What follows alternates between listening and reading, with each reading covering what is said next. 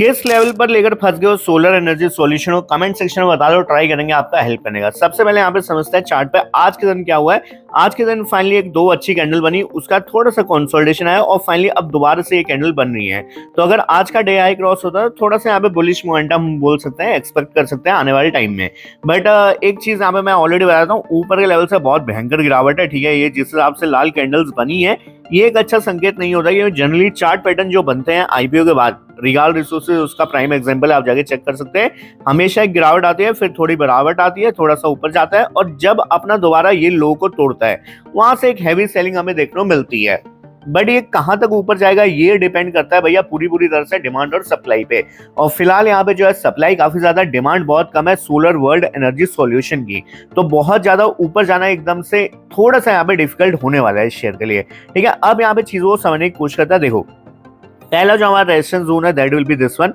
ठीक है, इसके ऊपर निकलेगा तब जाके कुछ हम एक्सपेक्ट करेंगे भैया कि हाँ बढ़िया चीजें चल रही हैं। बट यहाँ पे फ्रेश बाइंग रिकमेंडेड है इस लेवल के ऊपर 347, जो कि मोटा मोटा 350 पे एक साइकोलॉजिकल लेवल बनेगा। और यहाँ पे प्राइम जो है हमारे पास रेजिस्टेंस जो यहीं से चीजें एकदम टूटी थी।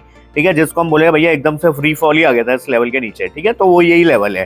तो 347 के ऊपर ऐसे करके 3 घंटे की भी अगर आपको क्लोजिंग मिल जाती है वो एक अच्छा संकेत होगा। वीडियो को लाइक कर दो दोस्त, चैनल को सब्सक्राइब कर दो। ऐसा जेन्युइन कंटेंट दोस्त कहीं और आपको देखना मिलेगा नहीं, तो लाइक और सब्सक्राइब जरूर करके जाना। ठीक है, नहीं करना मत करो, कोई दिक्कत नहीं है। ठीक है, आप बस एंजॉय करो, वीडियो आपको अच्छी लगनी चाहिए, मेरे लिए उतना बहुत है। ठीक है, देखो अब ऐसी अगर क्लोजिंग मिलती है हमें 347 के ऊपर 3 घंटे के, तो that will be a bullish closing and इसके ऊपर आप प्लान कर सकते हैं इसको बाई करने का with a stop loss of 15%, जो कि पर्सनली मैं भी यहाँ पे प्लान करने की कोशिश करूंगा। ये मेरे को ठीक ठाक एक आईपीओ लगा है, और आईपीओ लगा इन द सेंस एक ठीक ठाक आईपीओ दिख रहा है। लगा तो है ही नहीं, मैंने ये अप्लाई नहीं किया था और मेरा ना ही मूड था, क्योंकि मुझे लग गया था भाई ये थोड़ा ठीक है। विक्रम सोलर इसी का कॉम्पिटिटर अभी थोड़े टाइम पहले आया है, और विक्रम सोलर के आप जगह चेक कर लेना भैया क्या हालत है। मैं दिखाई देता हूँ, रुको। तो यहाँ पे डेली चार्ट पैटर्न ओपन कर दिया है मैंने। ये देखो विक्रम सोलर की जरा हालत देखो भाई, ऊपर के लेवल से क्या क्रैश आया है। 400 सब चिल्लाते भाई पार हो गया, और वो पार हुआ ही नहीं था। और भाई सीधे ऐसा मेजर डंप आया। और आज के दिन यहाँ पे भी एक छोटी सी बुलिश यहाँ पे जो है कैंडल टाइप की बन रही है, और यही सेम कैंडल हमारी आज के दिन सोलर में भी बन रही है। ठीक है, और विक्रम सोलर में आपको बता दूं ये बड़ी कंपनी है कंपेरेटिव टू सोलर वर्ल्ड। ठीक है, काम ऑलमोस्ट एक जैसा ही है। ठीक है, विक्रम सोलर भी ऑलमोस्ट वही काम करते हैं जो यहाँ पे हमारी सोलर वर्ल्ड कर रही है। बट बस डिफरेंस ये आता है विक्रम सोलर थोड़ी सी बड़ी कंपनी है एंड इनके फोकस कुछ बाहर ज्यादा है। ठीक है, तो हमारी सोलर वर्ल्ड हमारे इंडिया में ज्यादा फोकस करती है। वापस आते हैं सोलर वर्ल्ड पे। अब यहाँ पे मैं कुछ लेवल यहाँ पे इंपॉर्टेंट आपके लिए डिस्कस कर देता हूँ, अगर आप ऊपर पे लेकर फंस गए हैं। बट उससे पहले एक काम करो, फटाफट जाओ टेलीग्राम पर सर्च कर लो विजू स्टॉक माइंड, फ्री में स्टॉक से मिलता है जहां आप लोग बड़े बेस्ट आप सकते हैं। उस चैनल को ज्वाइन कर लो, लिंक आपको डिस्क्रिप्शन मिल जाएगा। फिलहाल फ्री है, बाद में पेड हो जाएगा चैनल, तो अभी के अभी जाके तो ज्वाइन कर लो। अब आओ वापस, देखो इंपॉर्टेंट लेवल नीचे के साइड के ये वाले रहने वाले हैं। ऑब्वियसली यहीं से इसने सपोर्ट लिया है, तो अगर इसके नीचे निकलता है तो जैसे मैंने आपको बताया भाई, अगर शुई हो गया तो भैया ये नीचे क्रैश आ जाता है। ठीक है, तो आपको इस लेवल के नीचे जो है अपने स्टॉप लॉस वगैरह मेंटेन करते हुए चलना है। 320 ये लेवल है। ठीक है, अगर ये ट्रेडर के लिए मैं बात कर रहा हूँ, या फिर आप मान लो शॉर्ट टर्म ट्रेडिंग के लिए बात कर रहा हूँ, या फिर उनकी बात कर रहा हूँ जो बस ऐसा हवा में ले लिया, जिनको पता नहीं था भाई करती क्या है कंपनी। ठीक है, अभी मैं समझाऊंगा कंपनी का एग्जैक्टली काम क्या है, थोड़ा सा आपको डिटेल में बता दूंगा। ठीक है, चलो अभी डिस्कस कर लेते हैं। कंपनी का फंडामेंटल मैं आपको बताता हूँ। वैल्यूएशन वाइज थोड़ी सी महंगी है कंपनी। ठीक है, ये एक नेगेटिव पॉइंट हो जाता है। अभी भी इस इतना गिरने के बाद भी कंपनी जो है अपने एवरेज जो इंडस्ट्री भी है उससे ज्यादा है।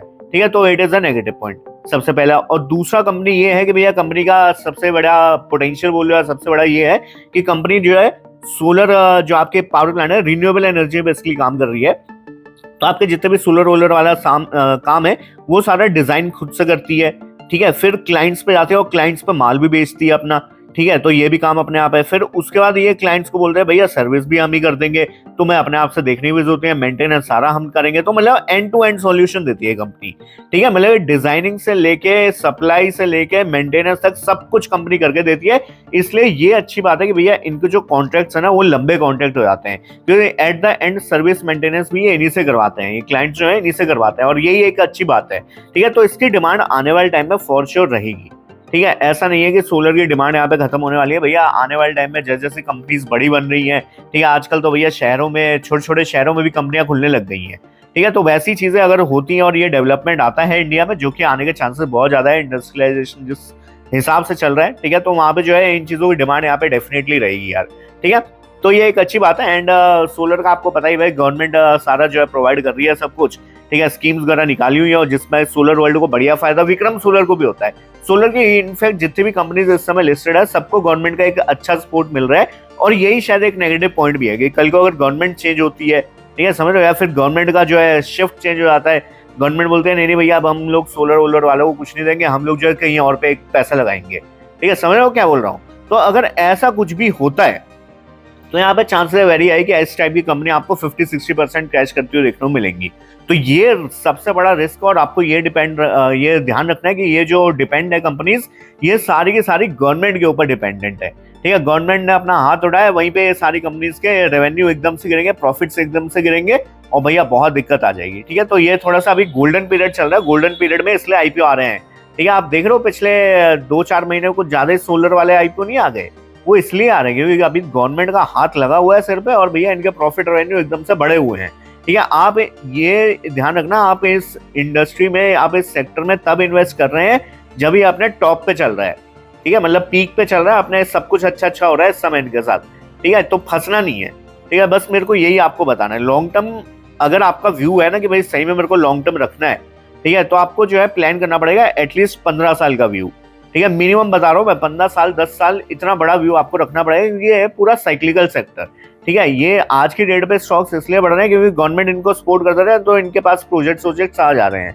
ठीक है। बट सिक्लिकल सेक्टर है, ये चीज ध्यान रखना, एक टाइम आएगा ना जहाँ पे डिमांड इतनी नहीं होगी और ये प्रोडक्शन इतना ज्यादा कर रहे होंगे, ऑब्वियसली होगा वो, क्योंकि अभी इनको स्कोप मिल रहा है, अभी इनको जो गवर्नमेंट सप्लाई कर रही है सब कुछ, ठीक है। तो वो फेज आता है जब ऐसे जाती है इंडस्ट्री, ठीक है। तो अभी आप ऑलमोस्ट यहाँ पे पहुंच चुके हैं, ऑलमोस्ट क्लोज टू यहाँ पे है, तो क्लोज टू टॉप पे आप लोग आ ही गए हैं, ठीक है। ये थोड़ा सा यहाँ पे सेक्टर बचा हुआ है अभी पुश होने में, तो यहाँ पे भी बहुत सारे स्टॉक्स हैं जो डबल हो जाएंगे, बट डबल वो होंगे जिनके लगातार इनको प्रोजेक्ट्स मिलते रहेंगे अगर, ठीक है। तो सोलर वर्ल्ड भी डबल तभी होगा यहाँ से अगर यहाँ पर जो है इनको प्रोजेक्ट्स सारा मिलते रहे, ठीक है। जैसे वारी एनर्जीज है, उसको लगातार यहाँ पर प्रोजेक्ट्स मिल रहे हैं, इसलिए देख लो नीचे से कहाँ पहुंच गया वो, ठीक है। वो भी आईपीओ वाले स्टॉक था, ठीक है। अब जाके चेक करो चीजों को, तब आपको समझ में आएगा।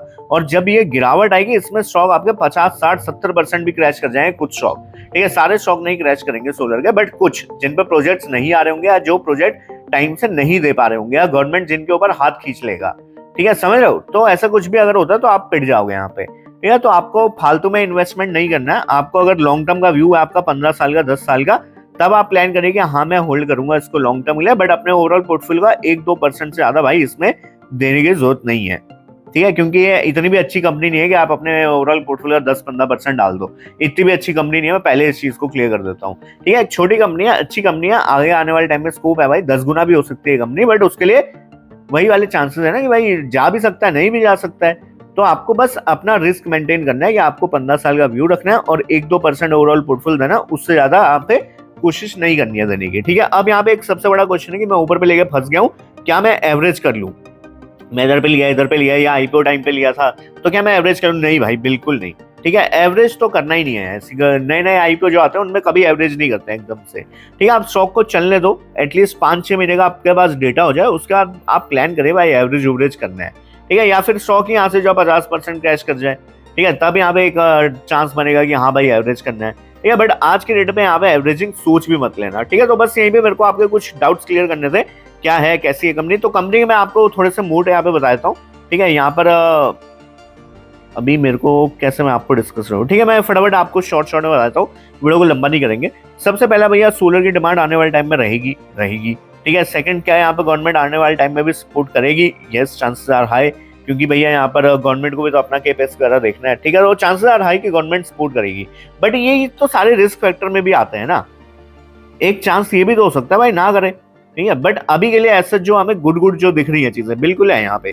तीसरा क्या, आने वाले टाइम में जो है रिन्यूएबल एनर्जी की डिमांड रहेगी, बिल्कुल रहेगी, ठीक है। उसके अलावा चौथा पॉइंट यहाँ पे डिस्कस कर लेते हैं भाई। चौथा पॉइंट ये है कि क्या कंपनी के पास क्लाइंट्स हैं इस समय, बिल्कुल है, ठीक है। और पांचवा यहाँ पे सबसे मेजर और सबसे इंपॉर्टेंट पॉइंट, कंपनी जो है यहाँ पर जिस सेक्टर में काम कर रही है उसकी डिमांड आने वाले टाइम में पिकअप होती हुई हमें देखने को मिलेगी, बट यहाँ पे व्यू आपको 15 साल का रखना पड़ेगा, ठीक है। तो मैंने आपको छोटा कंक्लूजन सारा दे दिया, इसके हिसाब से आप डिसीजन ले सकते हैं। अगर आप कमिटमेंट नहीं कर सकते हैं भाई 10-15 साल की, तो बेहतर है आप अपने स्टॉप लॉस वगैरह मेंटेन करके चले, क्योंकि एक बार कुछ चीजें बिगड़ी तो आपको भी नहीं पता कितना लॉस हो जाएगा, ठीक है। तो थोड़ा सा ध्यान से अपने हिसाब से आप काम करिए। फिलहाल इस वीडियो को रुकते हैं, तो अगले बाय, ऑनलाइन विशाल सुशील, चलो बाय।